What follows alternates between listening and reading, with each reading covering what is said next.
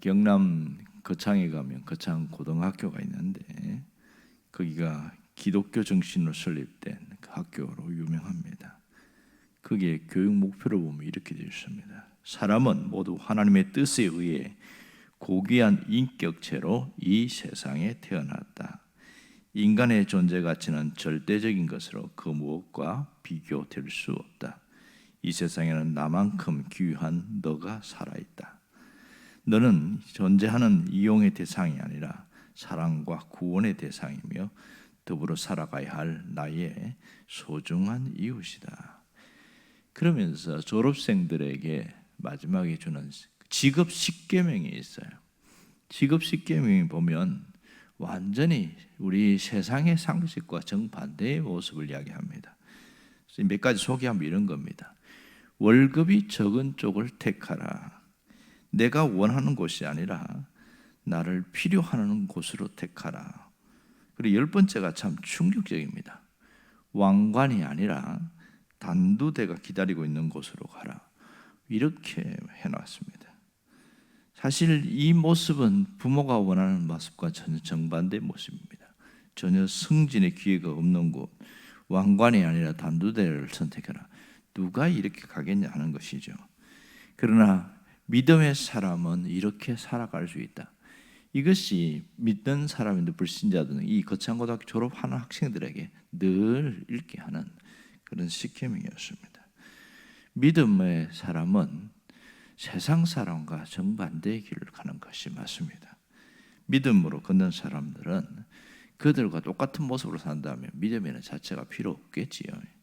하지만 분명한 것은 하나님은 거꾸로 가는 삶을 통해서 하나님께서 그 뜻을 이루시고 또 그 삶을 책임져 주신 것을 믿기 때문에 믿음으로 살아갈 수 있는 겁니다. 오늘 우리 본문 나오는 바울은 이러한 믿음을 가지고 살았던 것이 분명합니다. 그런 복음 전도를 위해서 지금까지 자기의 모든 것을 배설물로 여기면서 그렇게 살아왔습니다. 높은 연봉이나 승진이 보장된 그런 길이 전혀 아니었던 것이죠. 본래 이 바울은 유대교에서 상당히 촉망받는 그런 청년이었습니다. 가말리알 문화생에서 최고의 지위를 누리고 그는 앞으로 거기에 졸업만 하면 장래가 모든 것이 준비되어 있는 그런 사람이었는데 그는 자신이 원하는 길이 아닌 하나님이 원하는 길, 사람들이 필요하는 길을 걸었다는 것이 놀라운 특징인 것이죠. 모든 사람들에게 갖추어진 길을 간 것이 아니라 가기 싫어하는 길, 누구도 그들도 보지 않는 황무지의 길을 걸었다는 것이 놀라운 특징입니다. 장래성이나 사회적으로 출세할 수 있는 그 길과는 전혀 상관없는 길을 간 것이죠. 유대교에서 그냥 가만히 있기만 해도 화려한 꽃길을 갈 수가 있고 주류의 삶을 살 수 있었습니다. 하지만 그가 예수를 믿음으로써 고독한 비주류의 길을 걸어왔던 것을 알 수 있습니다. 만약 바울의 부모가 만사를 제쳐놓고 이렇게 박해와 모함과 어려움 속에 살고 있는 그 모습을 봤다면 아마도 철저하게 가로막을 가능성이 많습니다. 특별히 이렇게 루스드라에서 또 비시디아 안디옥에서 이고니온에서 온갖 모함과 박해를 받아가면서 끝내 비시디아 이 루스드라에서는 돌에 맞아 죽어버리잖아요. 그런 모습 봤다면 얼마나 가슴이 아팠겠냐고요. 내가 예루살렘에 유학을 보낸 것은 이걸 위해서 한 게 아닌데 왜 네가 이렇게 와서 살아가냐, 그러면서 그가 하는 모든 것을 만류했을 가능성이 굉장히 많습니다. 오늘 바울은 굉장히 충격적이게도 그가 죽었다, 그것으로 시작되고 있습니다. 바울은 동료인 바나바도 침묵하는 그 가운데 돌에 맞아 죽었습니다.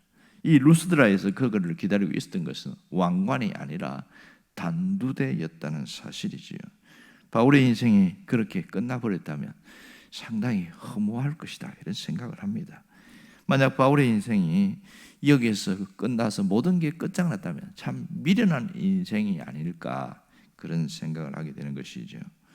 누구보다도 투철한 그는 믿음의 사람이었고 또 믿음으로 살아왔고 마지막 죽을 때도 믿음으로 가야 된다, 그런 말을 하면서 살아온 바울이기 때문에 아마 여기서 죽는다 해도 결코 아까워하거나 가슴 아파하지 않을 거라 생각합니다.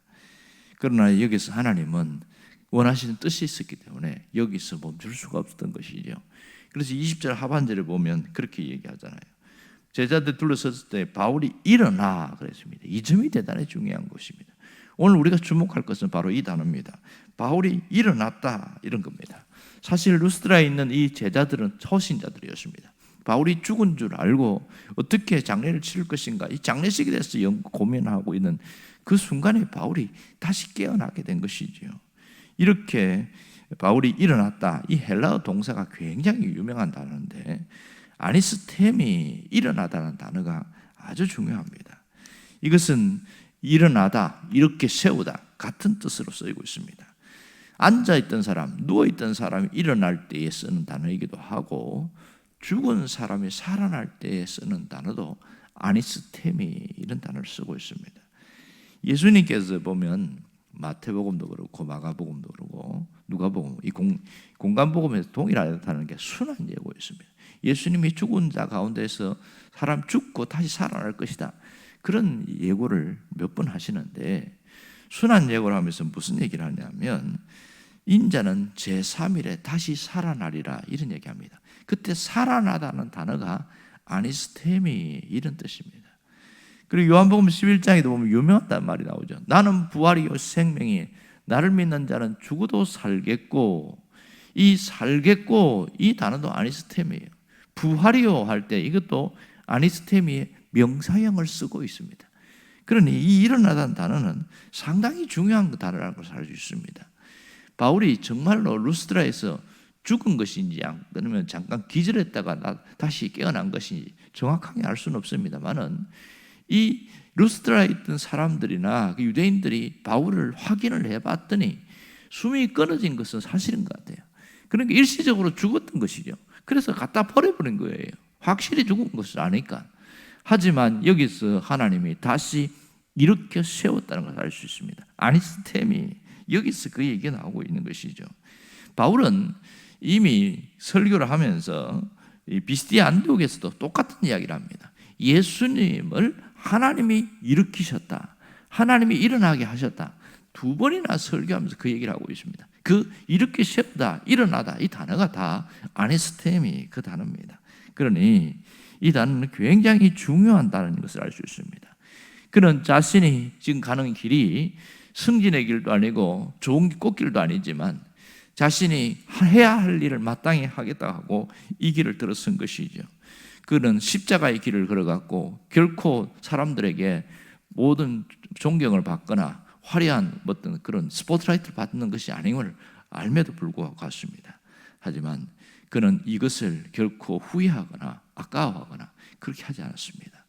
오늘 이 거창고등학교의 졸업생들이 주는 직업시계명처럼 왕관이 아니라 단두대를 향해서 걸어갔던 자입니다. 하지만 하나님은 돌에 맞아 죽은 이 바울을 다시 이렇게 세웠다는 것은 굉장히 주목해야 합니다. 이 앞에 보면 하반신이 마비는 그 사람도 있지요. 내 발로 일어나라 할 때의 그 일어나라는 단어도 바로 아니스템이 이 단어를 쓰고 있습니다. 바울이 죽어가는 그 단어를 그 사람, 전혀 다시 쓸 수 없는 사람을 일으킬 때에도 바로 이 단어를 사용했습니다. 하물며 하나님은 죽어있는 이 바울을 다시 이렇게 세우는 것은 지극히 당연한 일이 아닌가 생각합니다.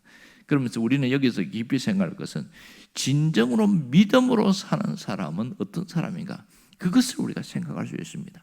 믿음으로 산다는 것, 그냥 내가 하나님 믿습니다, 단순히 그런 정도로 끝나는 것이 아니라 우리의 삶의 가치관, 우리의 직업의식, 우리의 살아가는 방식, 모든 그 속에 믿음이 투영되어 있는 것을 말합니다. 그러니까 쉽게 말하면 세상 사람들이 좋아하는 그런 삶이 아니라 그들과 반대되는 삶을 살아가는 것이 진짜 믿음으로 사는 것이라고 할 수 있겠지요. 세상 사람들은 승진하고 스포트라이트 받고 돈 많이 벌고 잘 되고 그런 눈에 보이는 그런 것을 좋아하지만 믿음의 사람은 반드시 그 길이 아니라는 것을 알아야 됩니다. 하나님이 원하시는 길을 가야 되고 하나님의 뜻 안에서 살아가야 한다는 것은 우리가 이미 알고 있습니다.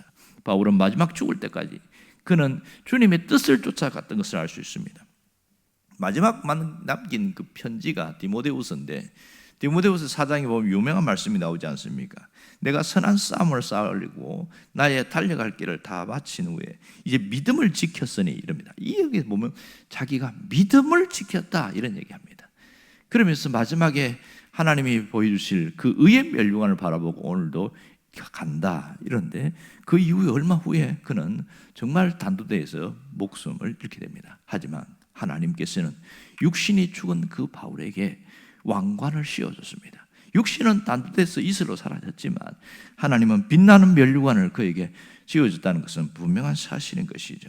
그 멸류관은 그냥 없어질 것이 아니라 영원히 존재하는 멸류관입니다.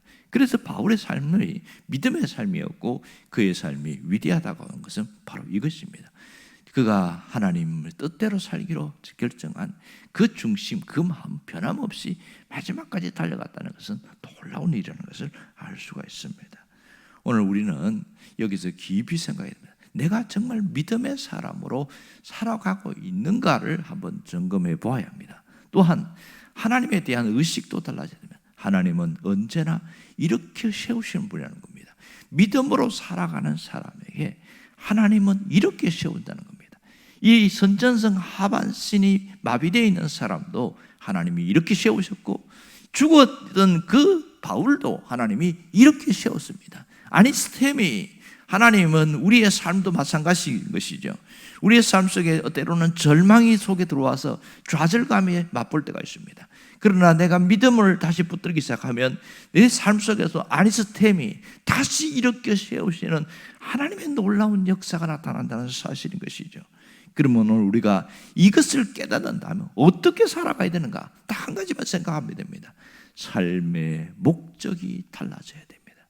삶의 목적이 달라진다는 것은 그동안 나를 위해서 살아왔던 그 삶을 주님을 위해 살겠다고 그 마음 하나만 바꾸면 됩니다. 이게 삶의 목적을 바꾸는 것이죠. 그러나 이러한 결심은 우리 인생 자체를 새롭게 하고 완전히 바꾸어 놓습니다.